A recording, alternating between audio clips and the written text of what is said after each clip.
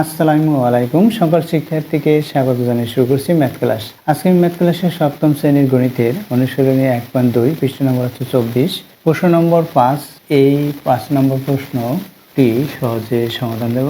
তাহলে দেখো এখানে দেওয়া আছে 15 কেজি চালের দাম 600 টাকা হলে এরূপ 25 কেজি চালের দাম কত।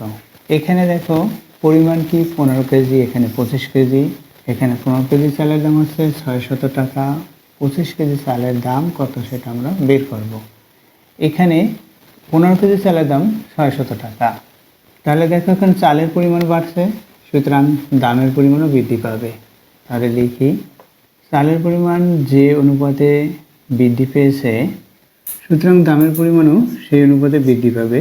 অতএব চালের পরিমাপের অনুপাত ইকুয়াল দামের পরিমাপের অনুপাত। অতএব চালের পরিমাপ কত, এখানে 15 কেজি, এখানে 25 কেজি, 15:25 ইকুয়াল 600 চালের দাম, বা অনুপাত হচ্ছে ভাগ, সুতরাং 15/25 ইকুয়াল 600 চালের দাম, বা এখান থেকে আমরা চালের দাম বের করবো, সুতরাং এই আর এইভাবে গুণ হবে, অর্থাৎ এটা গুণ এটা, এটা গুণ এটা, এভাবে করে এটার সাথে এটা গুণ, অর্থাৎ চালের দাম গুণ 15 সমান 600 গুণ 25। এটা কিভাবে করলাম, আর এইভাবে গুণ করেছি, অর্থাৎ এটার সাথে এটা এবং এটার সাথে এটা এভাবে গুণ করেছি। চালের দাম বের করব, তাহলে 15 কি করব, তাহলে 15 দিয়ে উভয় পক্ষে ভাগ করব। তাহলে কি হবে, দেখো চালের দাম সমান 15 দিয়ে ভাগ দিলে কি হবে, 600 গুণ 25/15, এটা হবে চালের দাম। এখন চালের দামের যে পরিমাপ, তার একক কি, দামের পরিমাপের একক টাকা, সুতরাং এটাই টাকা হবে। দেখো 15 দিয়ে এই 60, অর্থাৎ 600, এখানে 6 এবং 0 ধরলে 60 হয়। এই 15 60কে ভাগ করতে পারি, 4×15=60, অর্থাৎ 60কে 15 দিয়ে আমরা যদি ভাগ করি 4 পাই। এখানে একটি শূন্য আছে, শূন্যটি এখানে লিখে দেই, অর্থাৎ 25 এখানে গুণ এই 40।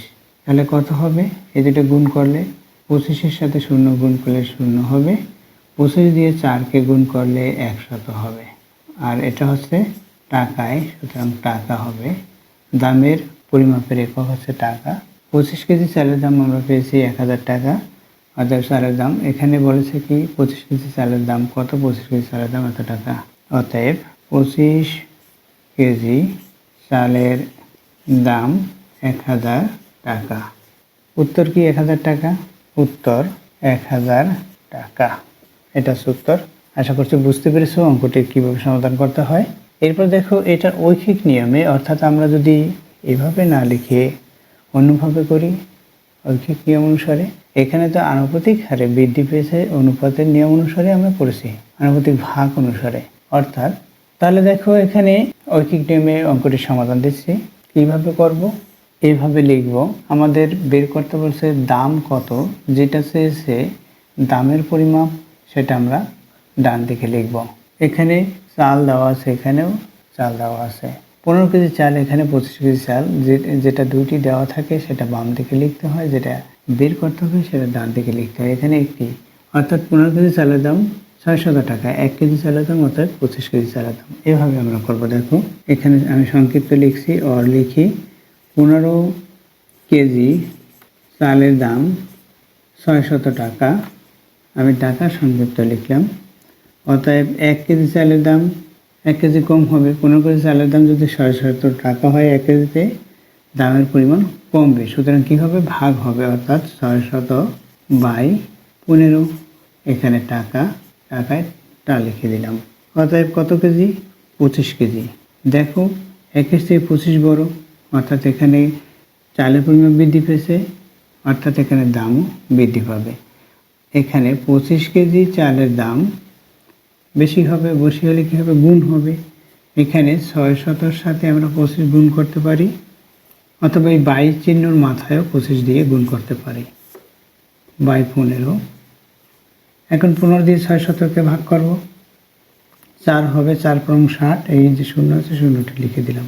এখন কি হবে, 25 দিয়ে 40কে গুণ করি, 1000 হলো, এখানে টাকা লিখলাম। এটা হচ্ছে আশা করছি বুঝতে পেরেছো অঙ্কটির সমাধান কীভাবে করতে হয়। এতক্ষণ ম্যাথ ক্লাসের সাথে থাকার জন্য সকলকে ধন্যবাদ জানিয়ে আজকের মতো বিদায় নিচ্ছি।